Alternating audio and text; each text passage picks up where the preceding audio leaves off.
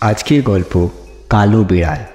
গল্পের লেখক চঞ্চল কুমার ঘোষ, গল্প পাঠে সঞ্জয় ঘোষ, এডিটিং ও স্পেশাল এফেক্টে আমি অভয়। শুরু করা যাক আজকের গল্প। দার্জিলিংয়ের ম্যাল থেকে হোটেলে ফিরছিল তরুণ আর অবতোষ।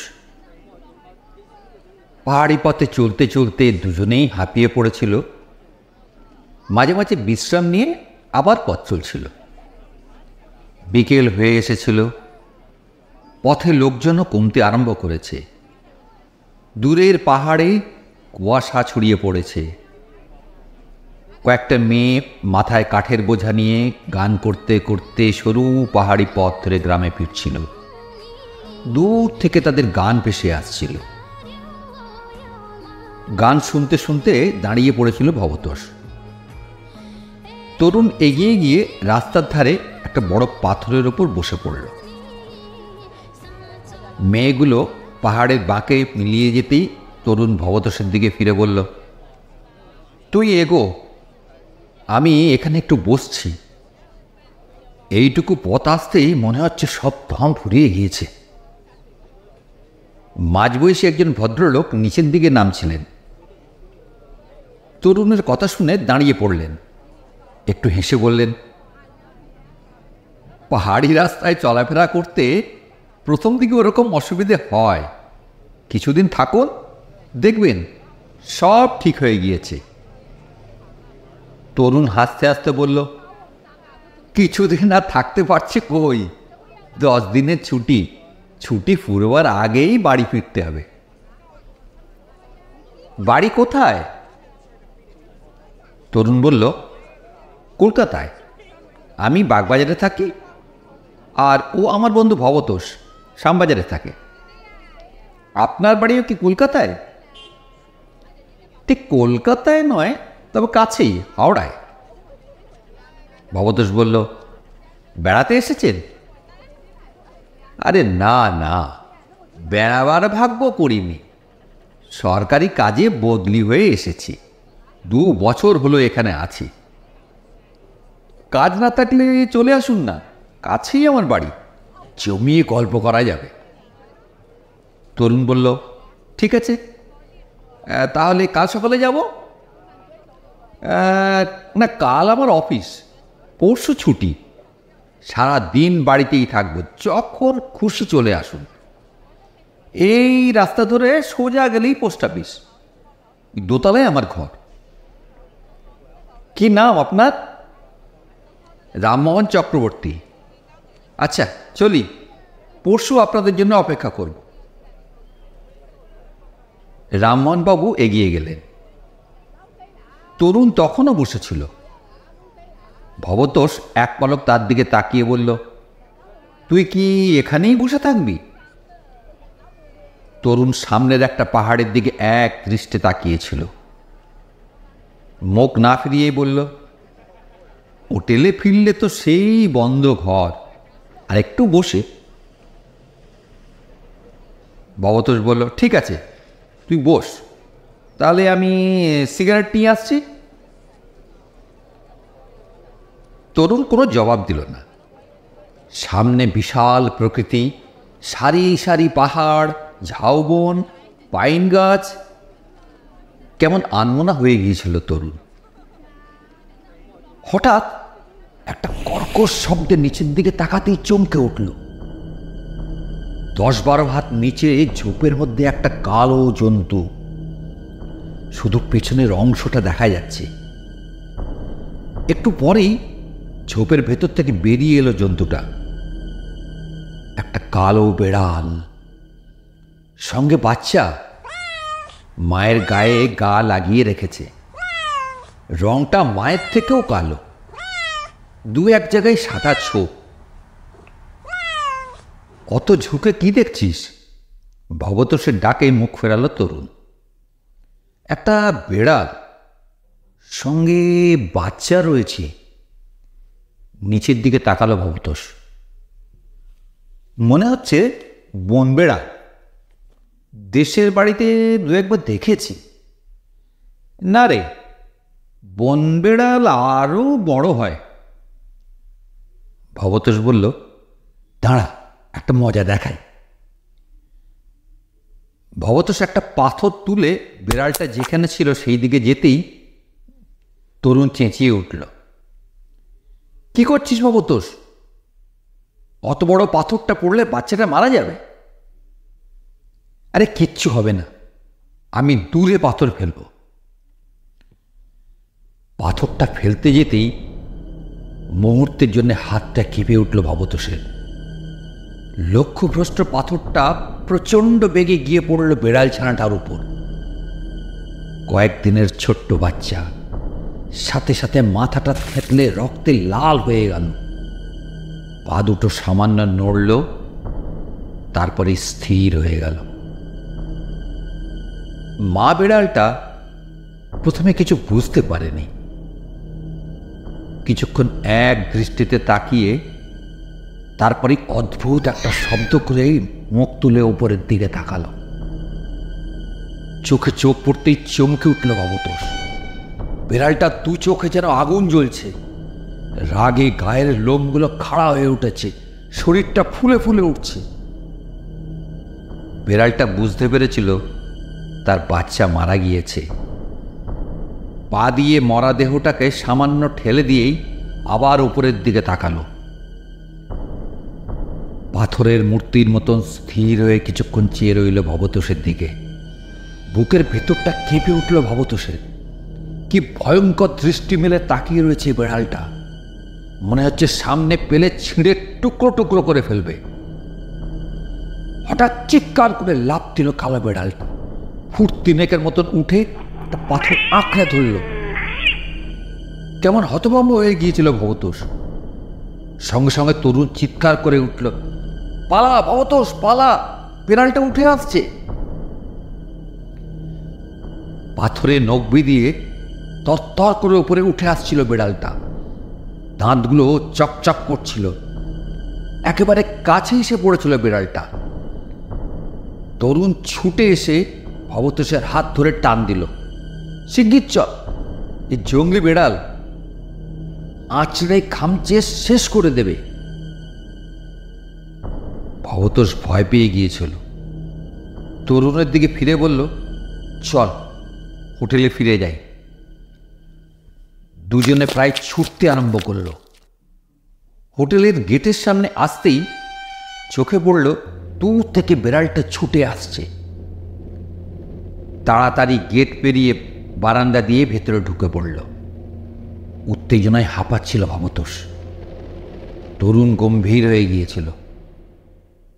কাজটা তুই ভালো করিসনি ভবতোষ। বিশ্বাস কর, আমি পাথরটা দূরে ফেলতে চেয়েছিলাম, কি যে হয়ে গেল। তরুণ ভবতোষের পিঠ চাপে বলল, ঠিক আছে, যা হবার হয়েছে, এখন তো আর কিছু করা যাবে না, চল ঘরে যাই। দোতলায় উঠে আসতেই চমকে উঠল ভবতোষ। হোটেলের সামনে তখনও দাঁড়িয়ে রয়েছে বিড়ালটা। এক দৃষ্টিতে তাকিয়ে রয়েছে হোটেলের দিকে। তরুণ নিচে গিয়েছিল খাবার আনতে। ফিরে আসতেই ভবতোষ বলল, বিড়ালটা হোটেলের সামনে দাঁড়িয়ে আছে। তরুণ এক পলক তাকিয়ে জানলাটা বন্ধ করে দিল। তারপর ভবতোষের দিকে ফিরে বলল, হাত মুখ ধুয়ে খেতে বসতো, একটু পরেই বিড়ালটা চলে যাবে। আমার না কেমন ভয় ভয় করছে। বিড়ালটা এমন ভয়ঙ্করভাবে তাকিয়েছিল, ভবতোষের গলা কাঁপছিল। বাচ্চা মারা গেলে সব মায়েরাই ওরকম ভয়ঙ্কর হয়ে ওঠে। ও কিছু নয়, কাল সকালেই দেখবি সব ঠিক হয়ে গেছে। তবুও পুরোপুরি স্বস্তি পাচ্ছিল না ভবতোষ। রাতের খাওয়া সেরে শুয়ে কিছুতেই ঘুম আসছিল না। রাত বাড়ছিল, সবে দু চোখে তন্দ্রা এসেছে।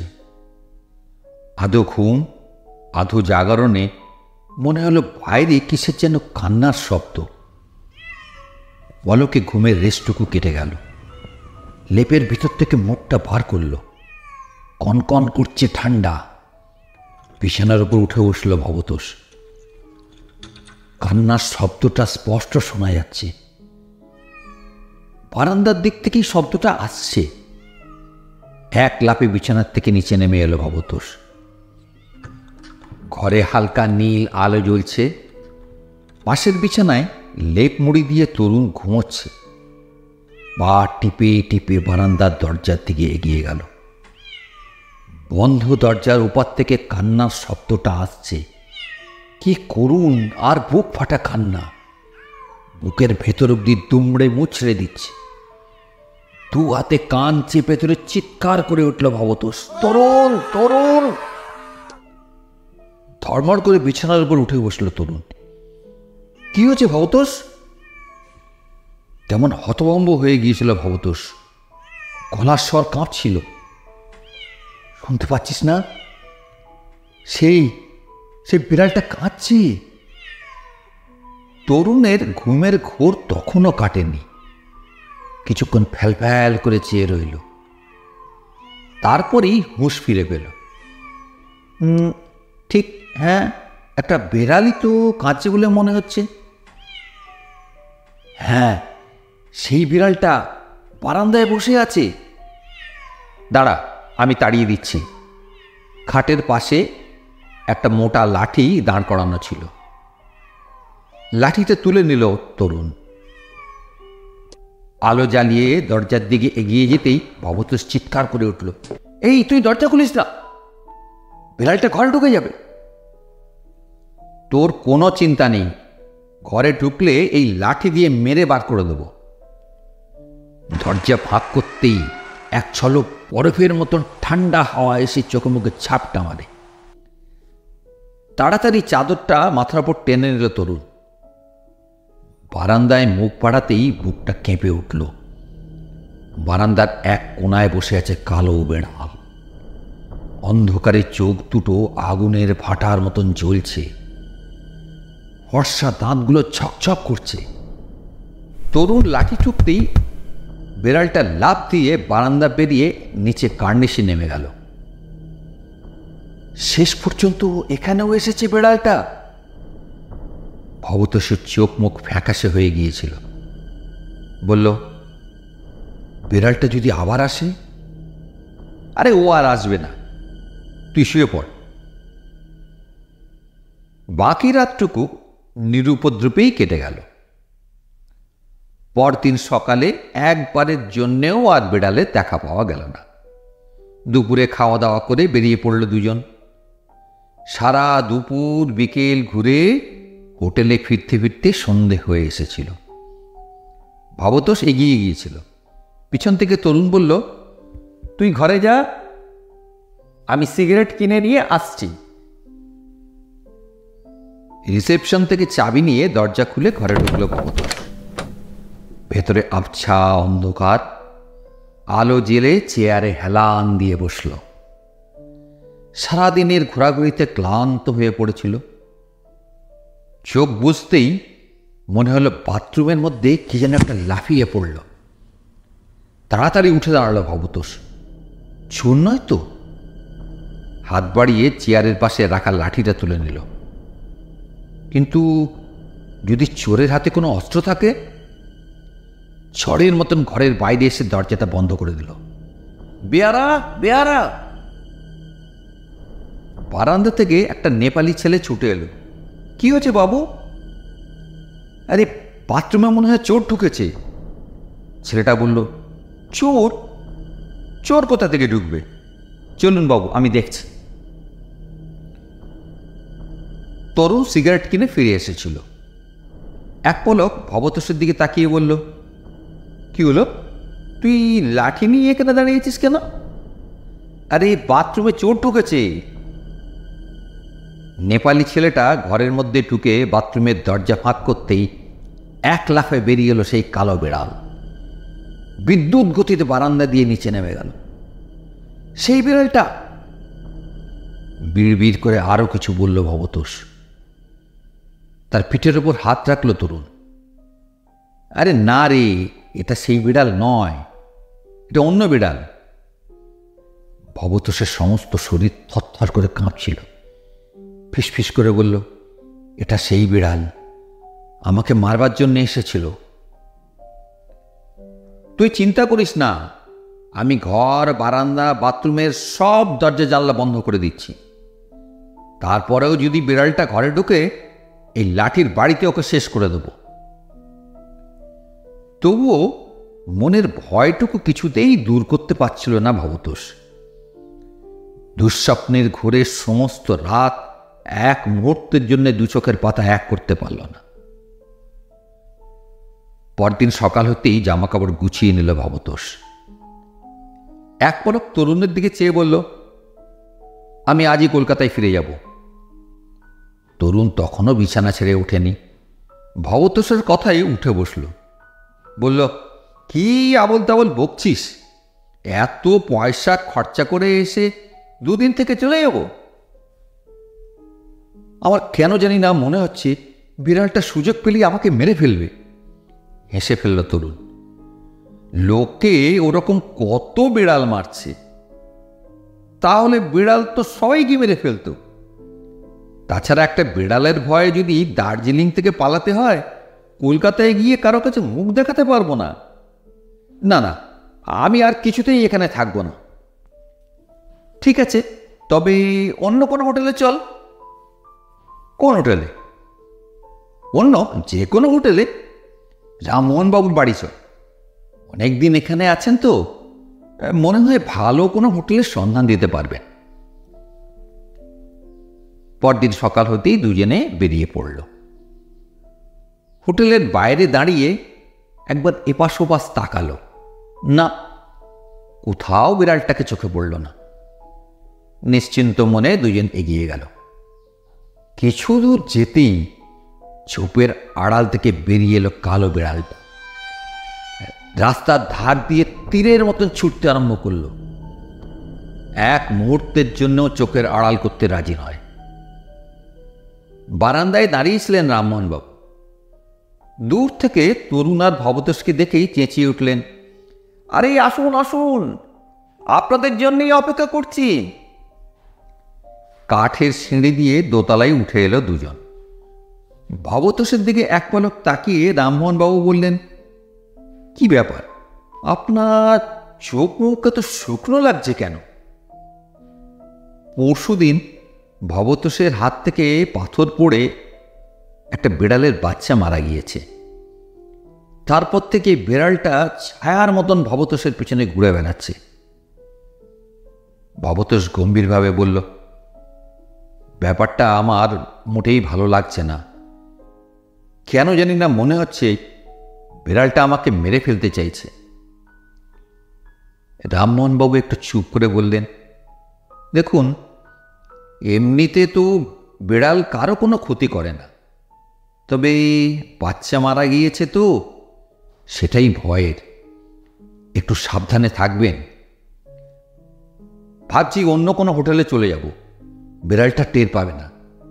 আপনার জানাশোনা কোনো হোটেল আছে নাকি? হ্যাঁ, ম্যালের কাছে একটা হোটেল আছে। ওখানকার ম্যানেজার আমাদেরই পাড়ার ছেলে। বলেন যদি নিয়ে যেতে পারি। তবে তাই চলুন। তিনজনে রাস্তায় নেমে এলো। উল্টো দিকে কয়েকটা বড় বড় গাছ আর ঝোপঝাড়। তরুণের জুতোর ফিতে আলগা হয়ে গিয়েছিল। নিচু হয়ে বাঁধতে যেতেই চেঁচিয়ে উঠল, আরে ওই সেই বিড়ালটা আবার আমাদের পেছনে পেছনে এখানেও এসেছে। হঠাৎ ভবতোষের চোখ দুটো জ্বলে উঠল, চেহারা হিংস্র হয়ে উঠল। শয়তান বিড়ালের উৎপাত অনেক সহ্য করেছে, আর নয়, আজই ওকে শেষ করব। রাস্তার ধারে পড়ে থাকা একটা বড় পাথর তুলে নিয়ে ছুটতে আরম্ভ করল ভবতোষ। প্রথমে বিড়ালটা কিছু বুঝতে পারেনি। ভবতোষ রাস্তার মাঝামাঝি যেতেই বিড়ালটা ছুটতে আরম্ভ করল।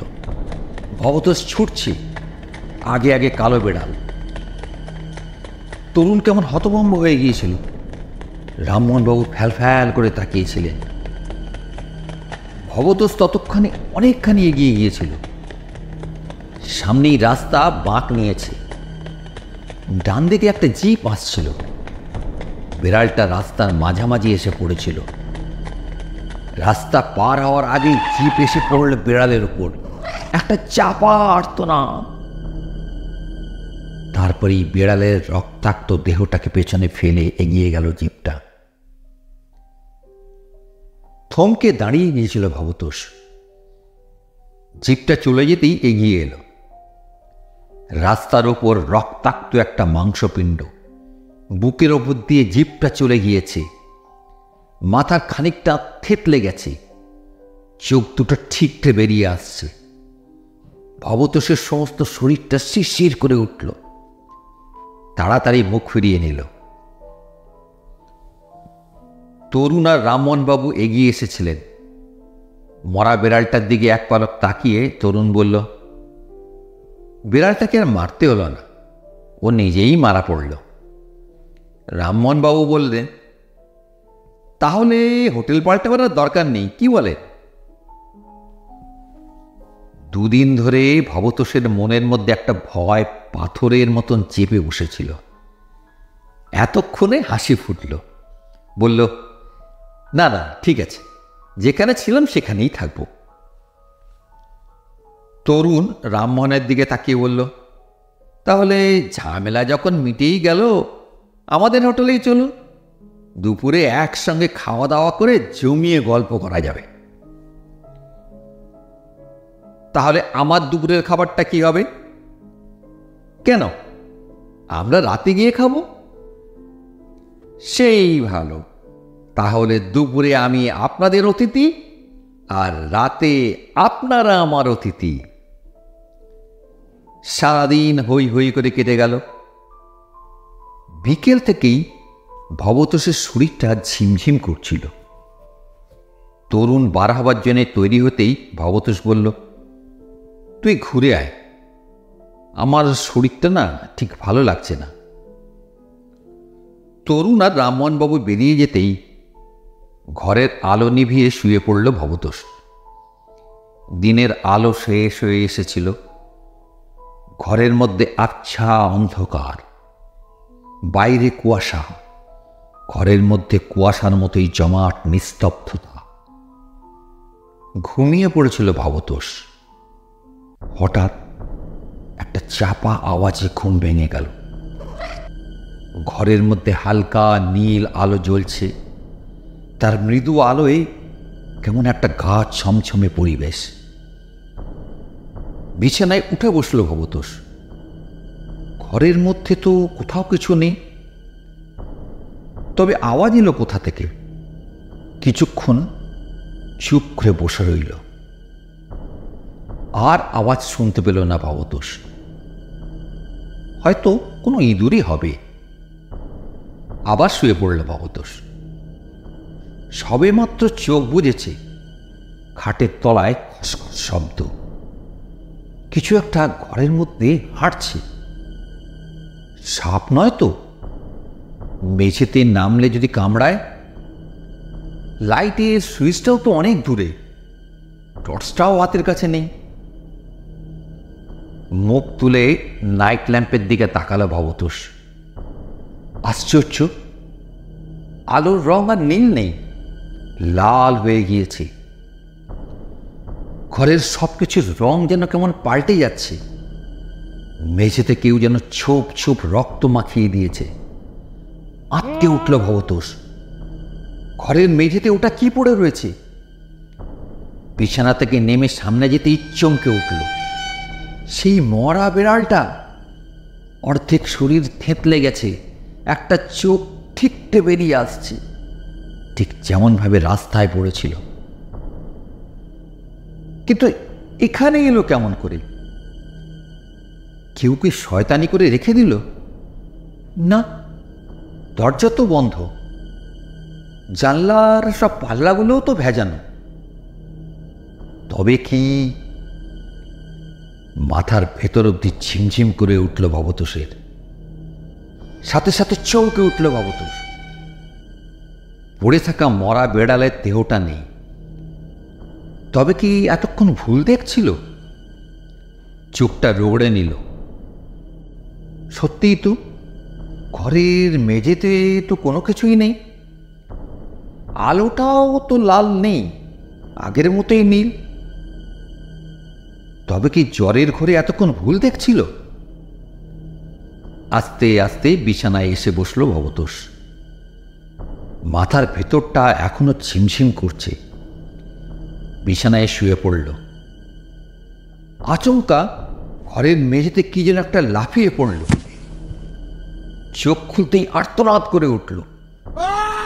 সেই কালো বেড়ালটা কয়েক হাত দূরে ভয়ঙ্কর চোখ মেলে দাঁড়িয়ে রয়েছে। যে কোনো মুহূর্তে ঝাঁপিয়ে পড়বে ভবতোষের উপর। শিউরে উঠল ভবতোষ। প্রচণ্ড ঠান্ডার মধ্যেও ঘামতে শুরু করল। বেড়ালটা ক্রমশই এগিয়ে আসছে। দু চোখে প্রতিহিংসার আগুন জ্বলছে। ভবতোষ বুঝতে পারল সামনে নিশ্চিত মৃত্যু। বাঁচবার দুরন্ত আকাঙ্ক্ষায় বিছানা ছেড়ে উঠতে চেষ্টা করল। কোনো এক অদৃশ্য শক্তি তার সবটুকু ক্ষমতা কেড়ে নিয়েছে। বুকের মধ্যে থেকে একটা অস্পষ্ট ক্ষীণ গোঙানির মতো শব্দ বেরিয়ে এলো। তারপরই বিছানায় লুটিয়ে পড়ল। গল্পটি কেমন লাগলো কমেন্ট বক্সে অবশ্যই জানাবেন এবং সাবস্ক্রাইব বাটনটি প্রেস করে রাখবেন, যাতে পরবর্তীকালে আমরা কোনো ভিডিও অথবা অডিও গল্প আপলোড করলে আপনারা সবার আগে তার নোটিফিকেশন পেয়ে যান। ধন্যবাদ।